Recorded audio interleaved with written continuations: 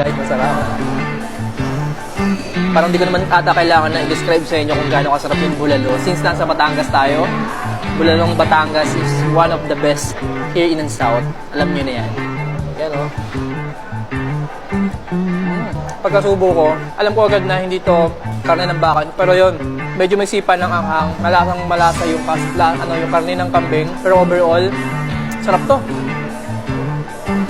Akala ko nung una laing sa itura. Pero nagulat ako ano pala siya, ginataang taho. Oo. Maraming gulay, tapos ang lasa nung, yan yung pinaka-sauce niya. Sarap. So yun mga katakas, sobrang the best yung mga pagkain nila dito. Style karinderya, budget friendly yung mga presyo, tapos ang dami yung option. Kagandahan dito guys, masarap yung pagkakaluto. As in, one of the best lutong bahay na napuntahan ko dito sa South. Kaya ano pang inaantay dyan, kung mag-crave kayo at mapadpad kayo dito sa Mindanao, Batangas, I suggest bisitahin nyo na nga rin ang Mandos and LB